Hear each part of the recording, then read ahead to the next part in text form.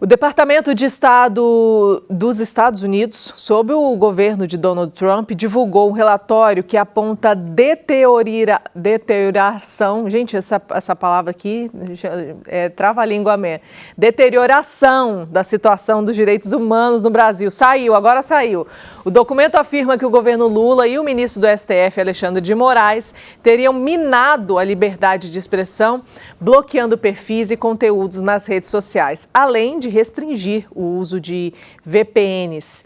O texto diz que apoiadores de Bolsonaro presos pelos atos de 8 de janeiro foram detidos por meses sem acusação formal. O relatório ainda cita declarações de Lula sobre Israel, classificadas como postura extrema, e reforça as sanções de Moraes pela lei Magnitsky. Servidores do próprio Departamento de Estado teriam apontado politização na redação do documento.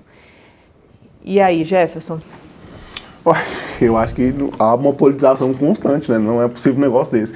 A perspectiva do Trump é intervir no Brasil e atacar a política nacional. O problema é que ele achou um monte de sabujo interno para acreditar que isso é possível. Então, assim, eu estava num debate, o pessoal falou, mas o Lula correu e foi para a ONU. Então, mas a ONU, a gente aderiu à ONU enquanto instituição nacional. A gente aderiu ao Tribunal Penal Internacional, a gente aderiu ao Tribunal, à Corte Interamericana de Direitos Humanos. Então, qualquer pessoa pode ir lá. Se a Mariana se sente atacada nos seus direitos humanos, ela pode ir lá, ela pode ir em qualquer corte dessa. Inclusive, a gente tem a Lei Maria da Penha, porque a Maria da Penha foi atrás de cortes internacionais para pedir a intervenção no Brasil e mostrar como as mulheres aqui são massacradas, né? Então, assim, há uma adesão. Agora, o que acontece no Brasil é diferente. A gente tem o filho do Jair Bolsonaro pedindo um Estado estrangeiro para intervir no Brasil. E outra coisa, é uma sanção econômica.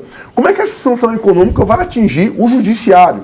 É só se a gente entendesse que há uma ingerência em relação ao executivo ao judiciário. E está falando que o Lula atacou, mas são decisões do STF e são decisões respaldadas, inclusive, por outro ministro. Então, assim, ou não há um entendimento sobre como que funciona no Brasil, ou quem está do pé do ouvido dele também não entende. Então, a gente tem um deputado trabalhando contra a própria nação brasileira, um deputado federal trabalhando contra a nação brasileira para que tenha intervenção do Estado estrangeiro. Isso é um absurdo, isso é um nível de traição gigantesca.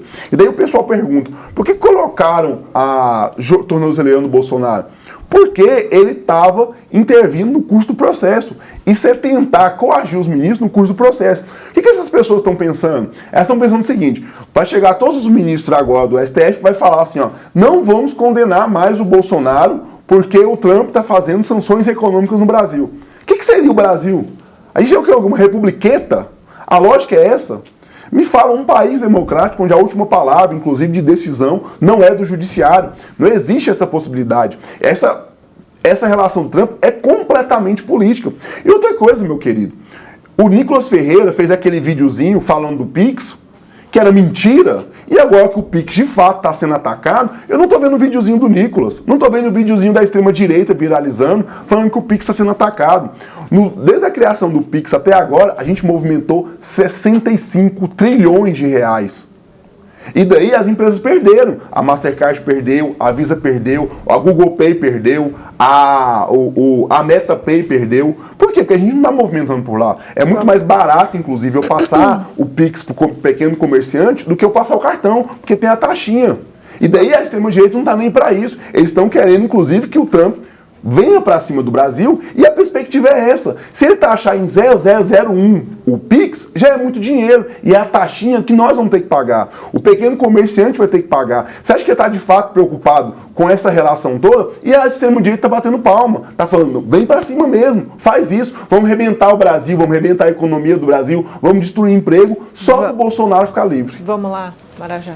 Mariana, o governo Trump está olhando com bastante cuidado o que acontece no Brasil, porque isso é um laboratório que pode ser replicado em outros países. Nós temos agora, por exemplo, recentemente, deslocamento de tropas do Exército de várias partes do Brasil para Roraima. Por quê? Porque Nicolás Maduro, que já está sendo sancionado pela Magnitsky há algum tempo, está com um plano de invadir Essequibo, aquela região da Guiana, passando dentro do território nacional brasileiro.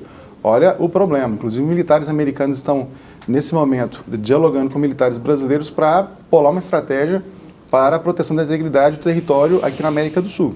Então, veja que isso não é uma exclusividade só do Brasil. Esses modelos, quando eles vão sendo aplicados, como aconteceu na Venezuela e está acontecendo em outros países, eles tendem a ser reproduzidos em outros países e esses problemas eles vêm. Quando os Estados Unidos eles agem, eles que são um país por tradição muito forte de democracia, de liberdades, recentemente agora, com a divulgação do Michael Schulenberg, que é o 02 do Departamento de Estado, que ele comprova que houve uma intervenção do governo Biden nas eleições de 2022, que levaram não só a soltura do Lula, mas a eleição do Lula, ou seja, não seria Lula hoje presidente se não fosse uma intervenção dos Estados Unidos, agora vem a direita americana corrigindo esse problema. Não podemos esquecer, Mariana, que quando nós falamos desse problema, quando a gente fala dessa política interna, sobretudo a politização do judiciário, me lembro de ontem, de uma entrevista do governador Ronaldo Caiado, quando ele fez uma série de críticas, e eles sendo pressionados por jornalistas da Globo, porque uma vez que que o Bolsonaro foi calado, já avançam sobre outras vozes de direita, inclusive o nosso governador, que sabe muito bem. E ele fala como é que o Eduardo Bolsonaro, sozinho, consegue ter mais peso na política internacional do que o próprio presidente Lula. Que o próprio Itamaraty, como é que um presidente, fala do governador Ronaldo Caiado, que é um grande estadista, ele enxerga isso. Como é que o presidente Lula, que tem Itamaraty a seu favor, não consegue se sobrepor à ação de um deputado de direita que está lá fora? Ou ele é muito incompetente, ou ele não consegue articular corretamente, porque o time do Itamaraty está assumindo isso. Sim. Então, quando nós percebemos a fala do governador Caiado, e voltando um pouquinho, inclusive na pauta que você tinha falado agora, do garimpo, né? Ele denuncia há muito tempo crime organizado, por exemplo, do PCC Comando Vermelho, se extrapolando fronteiras do Brasil, porque hoje já toma conta da Amazônia. E lembrando que em Mato Grosso, como você colocou na matéria, sem voltar na ponta, mas só para ilustrar, faz parte da Amazônia Legal, nós temos hoje o crime organizado do PCC avançando sobre a Argentina, sobre a Colômbia e até nos Estados Unidos. Então, quando ele age, e nós sabemos que há envolvimento do Supremo nisso, quando ele decide soltar André do Rep, devolver dinheiro a aeronaves de pessoas que são reincidentes, contumazes, que já mataram, assassinaram, esquartejaram, prenderam, sequestraram, crimes terríveis contra a humanidade. E essa composição, veja, nós não criticamos o órgão, criticamos a composição. Sim. Faz esse tipo de coisa, e juntando com Lula, porque eles se aliançam nisso, numa contradição que ela é incrível, porque sempre se chamou o MDB de Temer de golpista. E de repente agora a gente percebe que naquele momento ele era golpista, mas hoje ele atende esses interesses. Então hoje ele corporativamente ele é defendido. E para concluir, o que nós percebemos? Uma fala só para ilustrar a importância da ação dos Estados Unidos nesse momento. Ontem nós tivemos a denúncia do advogado Jeffrey Schickini questionando a cassação da fala dele numa audiência de julgamento, quando Alexandre de Moraes não deixou ele falar no depoimento contra o general G. Dias, chamado general do Lula. Sim. E, ou seja, a OAB se pronunciando, mas nem as prerrogativas dos advogados estão sendo respeitadas. Ou seja, como que a gente fala de um Estado democrático de direito hoje no Brasil com tantas deformidades? Só uma coisinha assim, rapidão. É bem rápido. É porque já são 9 horas, a gente tem que chamar o governo Biden teria atuado para defender o processo eleitoral no Brasil. Financial Times fala, segundo o jornal britânico, colocar a ação de estratégias para garantir a lisura nas eleições. Ou seja, o Biden tentou garantir a lisura nas eleições. E daí, de fato, se não tivesse lisura nas eleições, provavelmente a gente não estaria aqui, tá, gente?